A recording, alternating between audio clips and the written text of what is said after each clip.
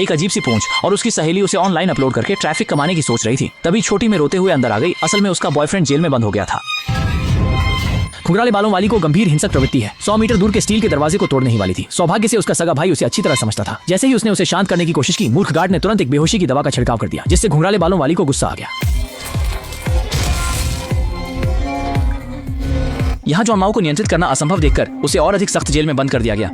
जब खाना देने का समय आया तो शॉमे ने अपने शरीर को छोटा कर लिया और अंदर घुस गई। दीवार में बड़ा छेद यह बताने के लिए काफी था कि उसका बॉयफ्रेंड अभी भी गुस्से में है। जब वह गहरी खाई को देख रही थी और सोच रही थी कि कैसे कूदे, तभी उसने ऊपर देखा और पाया कि उसका बॉयफ्रेंड उसे घूर रहा है। डर के मारे वह भागने लगी, लेकिन उसके बॉयफ्रेंड ने उसे कब से फंसा लिया। मुआन मच गया। तब जाकर उसने देखा कि वह उसकी प्रेमिका है। हालांकि जब वे ये योजना बना रहे थे कि कैसे बाहर निकला जाए, तो निगरानी करने वाले गार्ड ने खुद से बात कर रही जुआन माओ को देख लिया। उसे कुछ गड़बड़ लगी और उसने तुरंत फर्श पर हजारों वोल्ट का करंट चालू कर दिया, जिससे आदमी सीधे बिजली के झटके से बेहोश होकर गिर पड़ा। देखते ही देखते जब उसका बॉयफ्रेंड खतरे में था, महिला ने 100 मीटर की दौड़ लगाई और गार्ड की पीठ पर कूद गई, फिर सीधे उसके हेलमेट में घुस गई। गार्ड को अचानक तेज दर्द महसूस हुआ और उसने जल्दी से हेलमेट उतार दिया, लेकिन महिला इस समय तक उसके कान में घुस चुकी थी। केवल 2 मिनट 30 सेकंड के बाद गार्ड के 7 छिद्रों से खून बहने लगा और वह जमीन पर गिरकर मर गया और महिला भी लगभग दम घुटने से बेहोश हो गई। किसी तरह एक सांस ली ही थी कि अचानक बड़ी संख्या में गार्ड अलार्म पाकर आ धमके। जब जांचकर्ता पहुंचे तो गार्डों का समूह पहले ही पराजित हो चुका था, लेकिन 2 लोगों की गहन जांच के बाद उन्हें शाओमी द्वारा छोड़ा गया एक छोटा नोट मिला।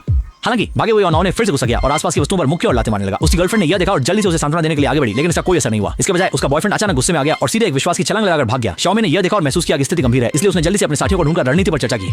इस समय जॉन माओ पहले ही डॉक्टर के घर पहुंच चुका था। अच्छा हुआ कि वे समय पर पहुंच गए और अपनी दूर से वस्तु उठाने की सुपर पावर का उपयोग करके उसे फंसा लिया। लेकिन जैसे ही जॉन माओ ने हल्का सा जोर लगाया, 100 टन का फ्रिज जमीन पर उलट गया। यह देखकर सभी ने जल्दी से जॉन माओ को समझाने की कोशिश की, लेकिन इससे वह तुरंत भड़क गया और शाओही पर सीधे मुक्के और लातें बरसाने लगा। सौभाग्य से हेमे ने तुरंत उसे खून से नियंत्रित करने की कोशिश की, लेकिन इसका कोई असर नहीं हुआ। जब वह हेमे की ओर बढ़ने लगा तो अच्छा हुआ कि शुआंग शिंगरेन ने आगे आकर हस्तक्षेप किया और दोनों के बीच तुरंत लड़ाई शुरू हो गई। अगले ही पल जॉन माओ सीधे कमरे से बाहर फेंक दिया गया, लेकिन जैसे ही जॉन माओ पलटवार करने वाला था, तभी उसकी गर्लफ्रेंड की आवाज अचानक सुनाई दी। इस समय महिला 100 मीटर की विशालकाय बन चुकी थी। उसने हल्के से दबाया और जॉन माओ को जमीन पर दबा दिया, जिससे वह हिल भी नहीं सका। जब छोटी में फिर से जागी तो पहले का जॉन माओ का गुस्सा पूरी तरह से गायब हो चुका था और केवल एक आज्ञाकारी और सुनने वाला प्रेमी बचा था। इसके बाद दोनों ने सुखी जीवन बिताया। यहीं पर फिल्म समाप्त होती है।